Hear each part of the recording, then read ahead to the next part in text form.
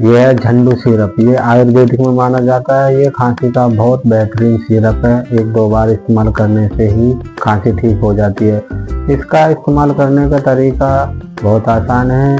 ये सुबह दोपहर शाम 2-2 ढक्कन गर्म पानी के साथ लेना है और सामान्य परहेज रखना है, जैसे तला भुना और ठंडा गरम। ये सारी चीज़ें बंद करनी है। चावल दही छाछ खटाई ये सब बंद करना है और आपकी खांसी 2-3 बार इस्तेमाल करने से ही ठीक हो जाएगी।